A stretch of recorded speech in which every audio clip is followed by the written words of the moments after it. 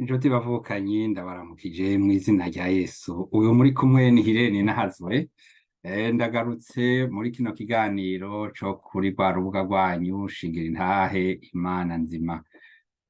Ejo ku mugoroba w'ijoro ku baba mu Burayi canke muri Afrika, hariho uwampaye ikibazo ku majambo yari yaciye ngaha mu kiganiro c'ikibiriraho, nkaba ariwe nipfuje kwishura.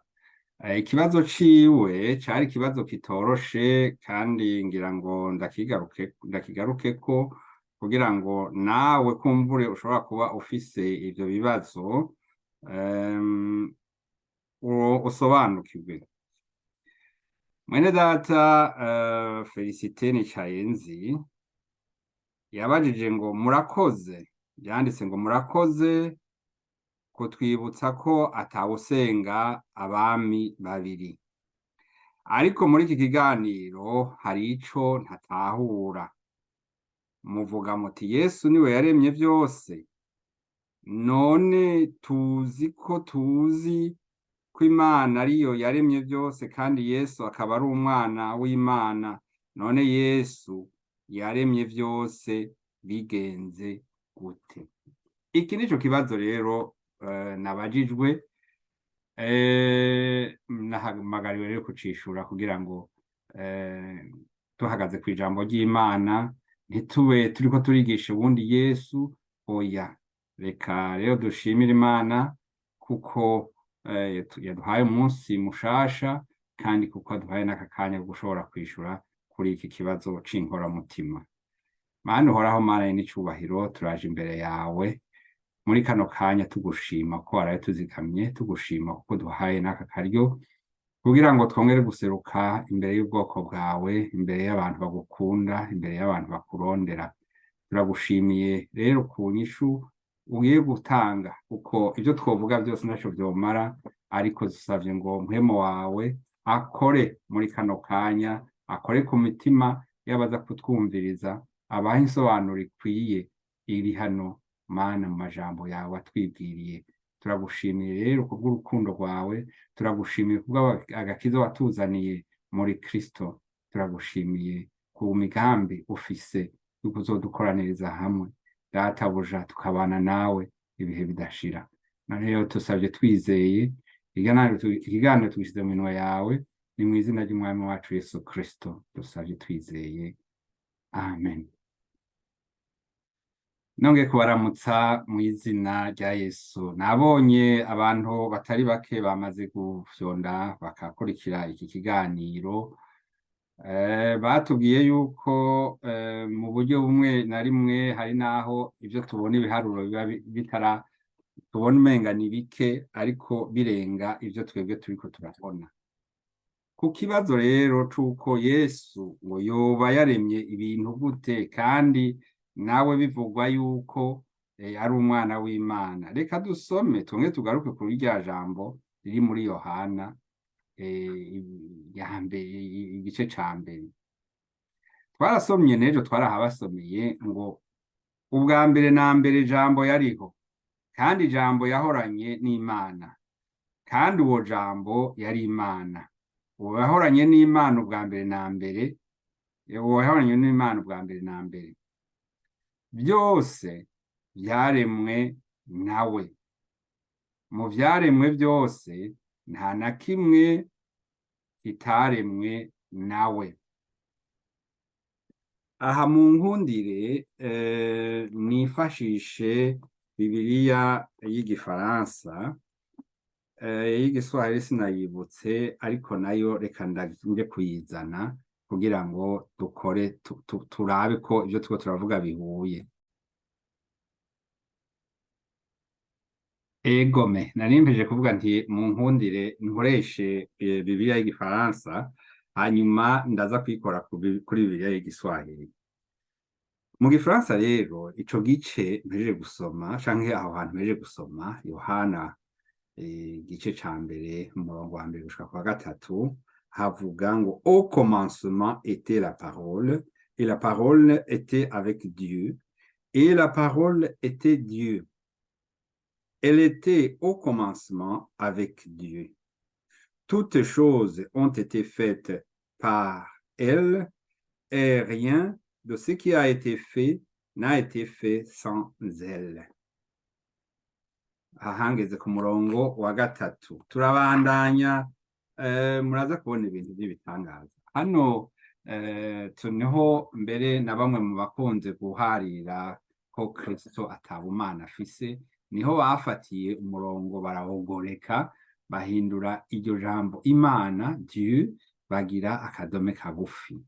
Aha ngira ngo narigeze kubibabwira, n'ubu nongeye kubibabwira.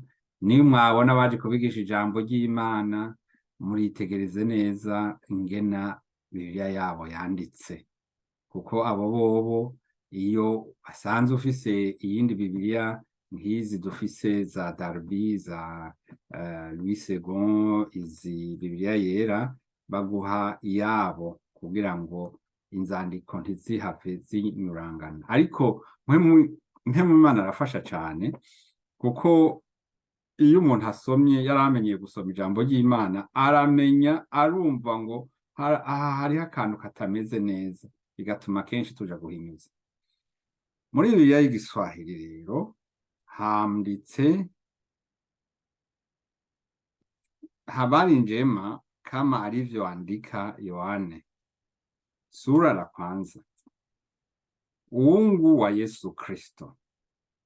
Katika mwanzo alikuwa neno, na neno alikuwa pamoja na Mungu, na neno alikuwa Mungu. Huyu kwa mwanzo alikuwa pamoja na Mungu.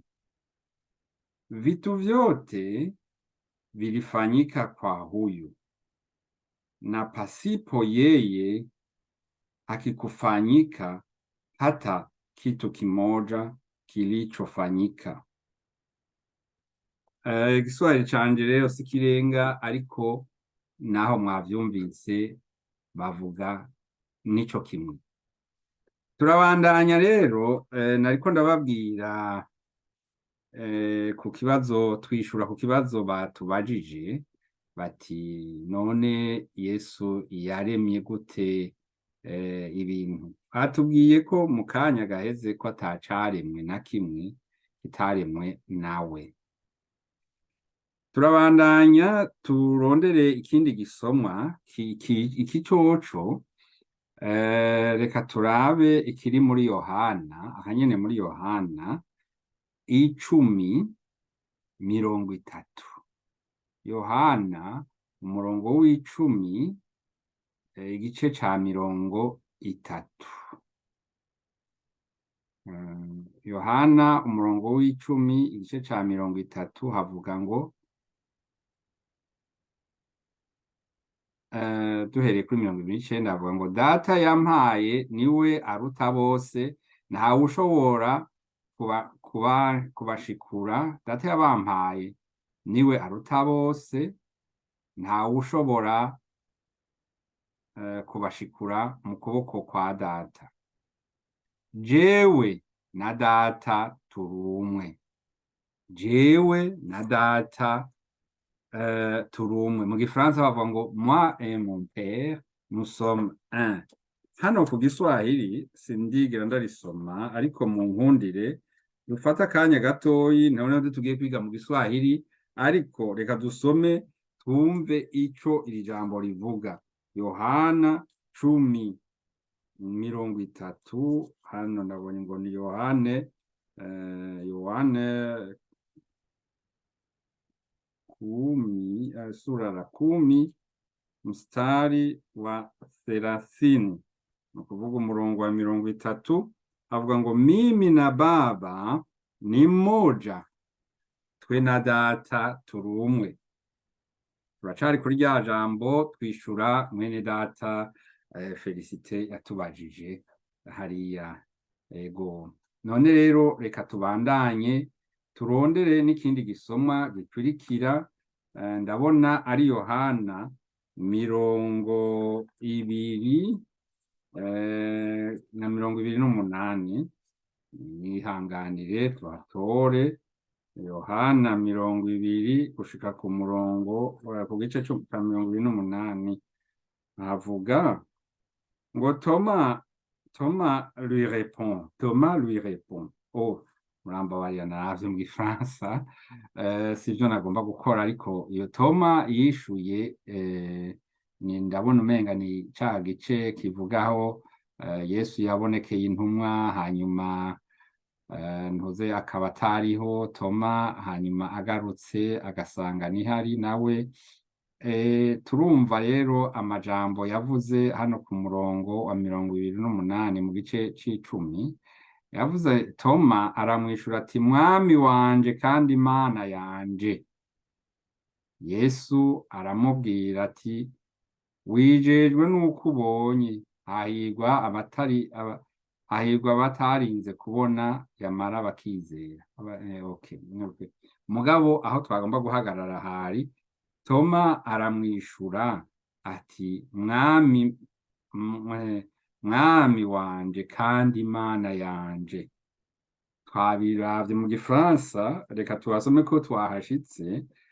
Thomas lui répondit, mon Seigneur et mon Dieu. Jésus lui dit, parce que tu m'as vu, tu as cru, heureux ceux qui n'ont pas vu et qui ont cru. Tubandanye rero dusoma mu Kirundi, kuko ikiganiro nico mu Kirundi, nitwagera gushika ku Gifaransa tuzobivuga mu Gifaransa. Ubu tuvuye kuri Yohana 10 umurongo wa 20. Reka tuje mu mabaruwa ya Yohana, ibaruwa ya Yohana ya mbere, umurongo igice ca 5, umurongo wa 19 na 20, dusoma aya majambo ngo nawe ukurikire muri Bibiliya, turazi yuko turi Imana kandi isi yose iri muri wa mubi, kandi tuzi yuko umwana w'Imana yaje akaduha ubwenge ngo tumenye iy'ukuri, kandi turi mu y'ukuri, turi mu mwana wayo Yesu Kristo. Iyo niyo Mana nyakuri n'ubugingo budashira. Nibaza ko tukeneye kurinda kuraba mu zindi ndimi, ariko reka tugende turabe mu rurimi rw'igiswahili. Sinzi ko nshobora kuhatora mu rurimi rw'igiswahili, naho nyene turaza kuhasoma twumve ico batubwira kuri aha hantu. Duheze twongere umurongo wa igice ca 5, ngo hari igice ca 5 ngo umurongo narenganye narenganye egome, igice ca 5 umurongo wa 19 na 20. Avuga ngo tunajua ya kuwa sisi ni wa Mungu na dunia yote pia inakaa katika yule muovu. Nasi tunajua kwamba mwana wa Mungu amekwisha kuja, naye ametupa sisi akili ili tumjue yeye aliye wa kweli, nasi tuko ndani yake yeye aliye wa kweli, ndani ya mwana wake Yesu Kristo. Huyu ndiye Mungu wa kweli na uzima wa milele. Abavuga Igiswahili mumere nk'abatumvise ingena prononciation, ariko mwumve insiguro y'ijambo dutanze. Havuze ngo turi mu kuri, muri Kristo, turi mu Mana y'ukuri. Aho tugeze ni ku murongo hari muri Yohana wa mbere, mu gice ca 5 umurongo wa 19 na 20. Ariko tugarutse mu vya kera, turasoma muri Yesaya 35. Tuhagaruke namwe muhihutire. Yesaya 35 uhera ku murongo ku karongo ka 3. umutwe w'amajambo uvuga ngo imigisha izoba ku ngoma ya Mesiya. Aha rero ku murongo wa gatatu havugwa ngo, canke reka duhere naho kuwamba hambere, havuga ngo ahagadutse n'ubweranyange hazonezerwa, urugaragwa buzohimbagwa, bushurike amashurwe nk'aya Habasereti. Bazoshurika amashurwe menshi, buhimbaranwe umunezero n'indirimbo, buzohabwa ubwiza bw'i Lebanoni n'ugushaza kw'i Kerumeli n'i Sharoni. Bazobona ubwiza bw'Uhoraho, ugushaza kw'Imana yacu. Aha rero tugira dushike niho hakomeye mu byo twariko turarondera, havuga ngo mukomeze amaboko areganutse, mugumisha amavi aregarega, mubwire abahagaritse imitima mutirema, ntaco mutinya, raba Imana yanyu izozanana n'uguhora, niko kwitura kw'Imana, izoza ibakize. Ego, aya niyo yandi majambo atubwira uwo Mesiya ninde, iyo Mana izoza ninde. Imana yigize umuntu, ivyo murabizi. Reka turabe muri Matayo naho. Matayo turahamenyereye, muri Matayo 2 umurongo wa 10 akarongo ka 11, akarongo ka 11, Matayo 2 akarongo ka 11, tuhaze naho dusome ivyaho. Ego twumve ico ijambo ry'Imana ritubwira. Matayo 2 akarongo ka 11 atubwira amajambo akurikira. Bashitse mu nzu babona uwo mwana na Mariya nyina wiwe, bikubita hasi baramupfukamira, barumura ibisimbo vyabo, bamushikanira amashikanwa, izahabu n'imibavu n'isenga. Aha ni ba bami b'abanyabwenge baje kuraba Yesu. Reka tubandanye. Tuzi yuko kizira gusenga ikindi kintu ico arico cose atari Imana. Reka tubandanye muri Luka umurongo igice ca 24, turahera ku murongo wa 50, ngira niho vyokumvikana neza ibyo tugira tubasomere. Abavanaho abashitsa aharabana n'i Betaniya, aterura amaboko arabahezagira. Akibahezagira atandukanywa nabo, aduzwa mw'ijuru. Nabo baramusenga, basubira i Yerusalemu bafise akanyamuneza kenshi, bama mu rusengero ubudasiba bashima Imana. Aha hanini baramusenga. Tugarutse ku ijambo ryo gusenga, ninde akwiye gusengwa? Ninde akwiriye amashimwe? Haleluya, haleluya.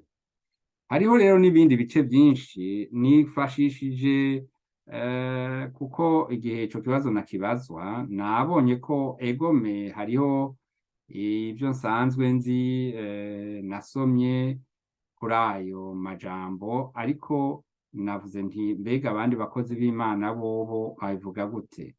Umwe yatubwiye ati nta hantu na hamwe babona Yesu yaravuze ngo jewe ndi Imana. Mugabo turavye mu bindi bice nk'uko twabisomye,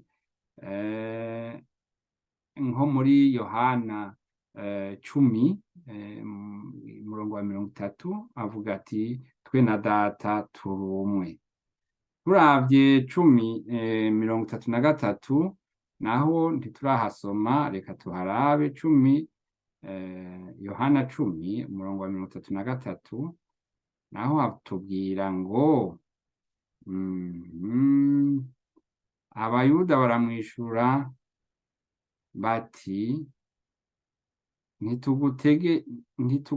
ntituguterera amabuye kubw'igikorwa ciza, ariko nuko warogose kuko wewe uri umuntu ukigira Imana. Bararitahuye ivyo yavuze, ariko baca batora amabuye bagomba kumutera. Niri ryari rikwiye kumenyekana. Hanyuma tubandanije, hariho muri Yohana nyene 8:58 naho Yohana 8:58 haratubwira ngo, reka tubasome twumve naho ico bavuga. Yesu arababwira ati nukuri nukuri ndababwiye, Aburahamu ataravuka jewe namye ndiho. Baca batora amabuye kumutera, maze Yesu arihisha ava mu rushengero. Yesu yari uko yari ejo niko ari n'uno munsi, kandi ko azokwama n'ibihe bidashira. Twasomye muri Yohana wa mbere igice ca mbere, ariko Yohana wa mbere 14 ntiturahasoma. Yohana wa mbere 14 naho hatubwira aya majambo ngo, nta numwe yigeze kubona Imana na rimwe, umwana w'ikinege aba mu gikiza ca se niwe yayimenyekanishije. Aha twasoma umurongo wa 18, ariko wa 14 nawo uvuga ijambo rikurikira, kandi uwo jambo yihaye umubiri. Aya yose twari tuyakeneye. Kandi uwo jambo yihaye umubiri abana natwe, twitegereza ubwiza bwiwe, n'ubwiza bumeze nk'ubw'umwana w'ikinege ava kwa se, yuzuye ubuntu n'ukuri. Amen. Ego, aya rero n'amajambo mwene data yasiguye, yanditse nawe, ariko arishura kuri ico kibazo, kuko ico kibazo narigeze kucibaza ko numva, kandi n'ubu umuntu agerageje kunigana mu bwenge bw'umuntu biramunanira, bikamuyobera. Umuntu yoba umuntu gute akaba Imana, akaba ego. Mbega ninde yaduciriye umugani? Iyo nkuru yaramenyekanye cyane, ngo yari umuntu mu bantu batanguye gukorera Imana ishengero rigitangura, ngo yaragiye ngaho yibaza ikibazo ca mpwemu yera, biramunanira. Hanyuma agiye gutembera asanga akana ngo kariko kayora ikiyaga, kagishira mu kanogo gatoyi. Ako kana kabonye arakabaza ati, mbega wamwa uriko urakora iki ngaha? Ati, je ndiko ndagerageza kugira ngo nshire iki kiyaga muri aka kanogo. Uwo muntu ngo yari n'umusenyeri, niko navyumvise. Aca aramubwira ati, yewe mwana, ntibishoboka ivyo uriko uriyumvira, uriko ugerageza kwinjiza ibintu ikiyaga ahantu kidashobora. Nawe uko gaca karamubwira ko ivyo yariko ariyumvira kare yuko kumva ivya mpwemu yera, nawe adashobora kuvyumva, kuko umutwe wiwe ari muto. Natwe umutwe wacu ni muto, ntidushobora kuvyumva vyose. Kandi hariho n'ahandi havuga ngo dutahura igice, ibindi tuzobimenya hanyuma nitwamara gushika hariya kwa data. Muri Timoteyo, ibara rya Timoteyo, yandikiwe Timoteyo, canke Tito murambabarira, ni igice ca 2, akarongo ka 13, tuhasoma amajambo akwirikira. Havuga, umutwe w'amajambo uvuga ngo, uko ubuntu bw'Imana bwatuzaniye agakiza. Kuri 13, reka dusome duhereye ahari akaburungu, nivyo vyama binyuranye. Kuko ubuntu bw'Imana bwaserutse buzanira abantu bose agakiza, butwigisha kwikunkumura ukutubaha Imana no kwipfuza ivy'isi, bukatwigisha kwama tudahugumba, tugororoka, twubaha Imana mu gihe ca none, twitega ivyizigiro vy'amahirwe no kuzoseruka k'ubwiza bwa Yesu Kristo, niwe Mana yacu ihambaye n'umukiza. Twavyumvikanye ngo niwe Mana yacu ihambaye n'umukiza.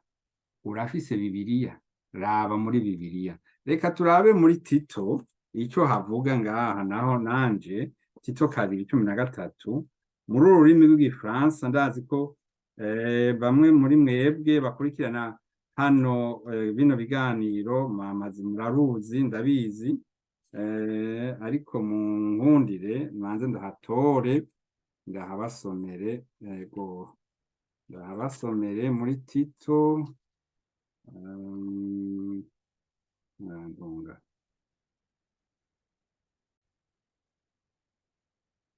nariko ndavuga nti mu nkundire nsome muri Tito 2:13. Reka duhere kuri 11 nk'uko twabigenjeje no mu Kirundi. Car la grâce de Dieu, source de salut pour tous les hommes, a été manifestée et nous enseigne à renoncer à l'impiété et aux convoitises mondaines et à vivre dans le siècle présent selon la sagesse, la justice et la piété, en attendant la bienheureuse espérance et la manifestation de la gloire du grand Dieu et de notre Sauveur Jésus-Christ. Mu Kirundi twasomye ngo, reka tubandanye hano. Qui s'est donné lui-même pour nous afin de nous racheter de toute iniquité et de faire un peuple qui lui appartienne, purifié par lui et zélé pour les bonnes œuvres. Aha niko mu rurimi rw'igifaransa handitse. Mu rurimi rw'igiswahili muri Bibiliya reka tuhasome. Mbona ari dutoyi cane, murantunga no munsi ngihasi nza kubibona. Handitse ngo kwa sababu neema ya Mungu inayoleta wokovu kwa watu, kwa sababu neno la Mungu kwa watu wote imeonekana ikitufundisha sisi kukata ubaya na tamaa za dunia na kuishi na kiasi kwa haki na utawa katika ulimwengu wa sasa, tukitazamia tumaini la baraka na kuonekana kwa utukufu wa Mungu mkubwa, Mwokozi wetu Yesu Kristo. Bavuze ngo na kuonekana kwa utukufu wa Mungu mkubwa, Mungu mkubwa, Mwokozi wetu Yesu Kristo. Hano ntangajwe nuko mu Gifaransa reka twumve ko en attendant la bienheureuse espérance de la manifestation de la gloire du grand Dieu et de notre Sauveur Jésus-Christ. Hano habayemo ubudasa gatoye, turaza kubiraba muri yindi Bibiliya yanditswe nayo nyene, kuko hari usanga insiguro zitatanye. Reka turabe naho hano muri Tito ico hatubwira, twumve uko bagisobanuye muri iyi Bibiliya eh, iy'abanyeshuri. Ni Bibiliya y'ukwiga irimwo insobanuro ku gice. Turabe igice ca 13 ingene canditse. Avuga ngo n'insiguro siko canditse, uko canditse dushobora no kubisoma naho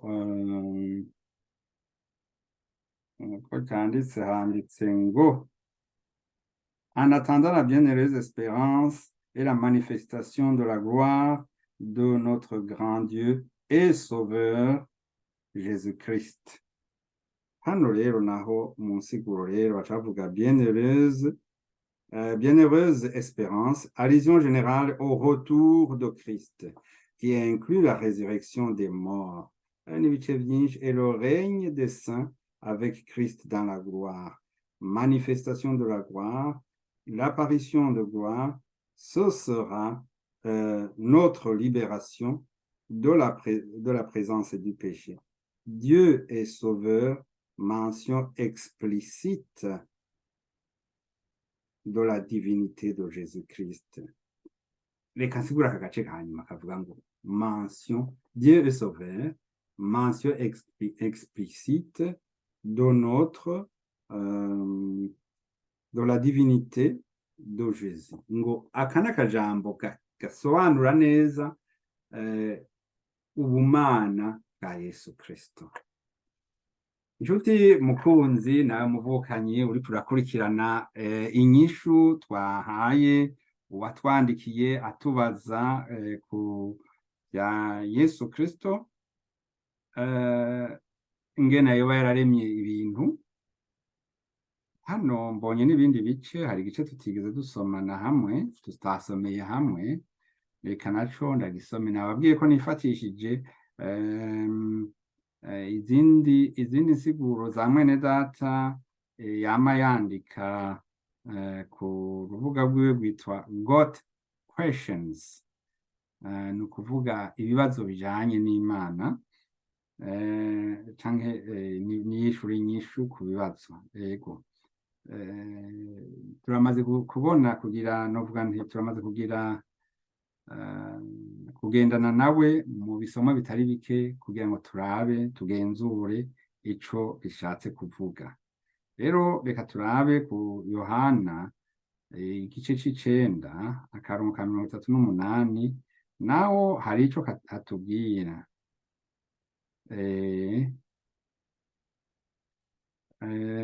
Basigura ngetura umutwe w'amajambo uri kure cane, byasinze kure.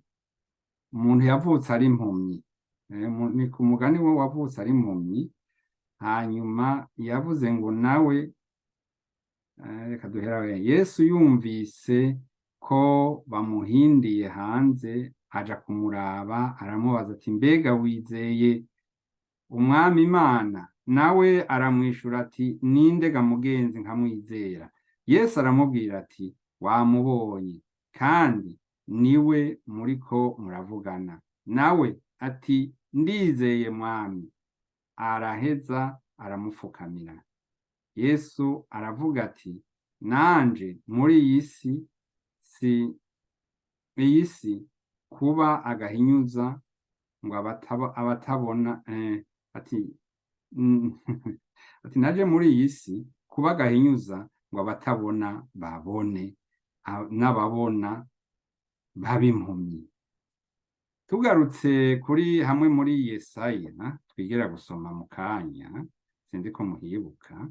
Muri Yesaya twasomye, mbega hariye muri Yesaya twigeze gusoma mu kanya igisomwa ca 35 kuva ku karongo ka 4 niho twari twasomye. Mugabo aha muri Yesaya 35 twahabonye yuko ngo impumyi zizobona. Reka tuharabe tuhagaruke. Yesaya 35 umurongo wa 4 niho twari twasomye. Ntavuze ngo mubwire abahagaritse imitima mutirema ntaco mutinya, raba Imana yanyu izozanana n'uguhora, niko kwitura kw'Imana izoza ibakize, niho impumyi zizohumuka,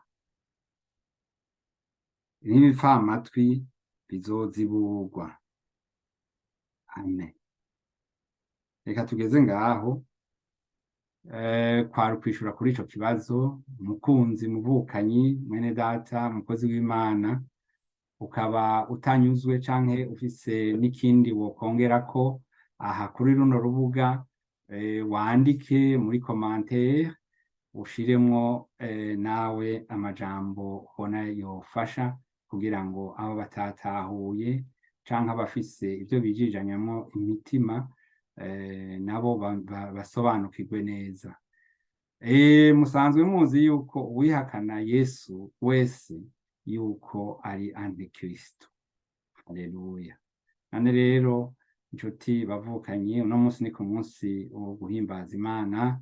Turabatumiye kuri uru rubuga nyene mu masaha makeyi. Ubu ni saha, reka turabe, mw'isaha n'inusu turaza kuba turi ku rubuga kugira ngo dushobore gusenga Imana no kuja mu majambo y'Imana no kuganira no kumviza ico Imana itubwira. Turashimira rero Uhoraho aduhaye kano karyo kugira ngo dutange inyishu kuri ibi bibazo mwene data Felicite yashoboye kubaza. Nkaba nizeye ko nawe yamaze kuvyumviriza. Yesu abahezagire. Nuko Mana, Uhoraho Mana n'icubahiro, turagushimiye kubw'urukundo rwawe, turagushimiye kuko waturunkiye umwana wawe Yesu Kristo, umwizera wese ntazapfe rubi ariko azabone ubugingo budashira. Muri Yesu Kristo niho twaboneye agakiza, muri Yesu Kristo niho tuzeye gutabarwa. Nta yindi nzira iriho n'imwe umuntu ashobora gukirizwamwo atari muri Yesu Kristo, niko ijambo ryabo ritubwira, kandi ritubwira kuko yari ejo, uno munsi niko ari, kandi n'ejo niko azoba ari, ibihe bidashira. None rero turagushimiye Mwami kuko utanga agakiza ku bantu bose bakwizeye, bizeye Yesu nk'umwami n'umukiza wabo. Savye Mana ngo aba bakiriko barijijanya imitima, ngo bahe kubona ukuboko kwawe, bahe kukutahura. Mu izina ry'umwami wacu Yesu Kristo niho dusabye twizera. Amen.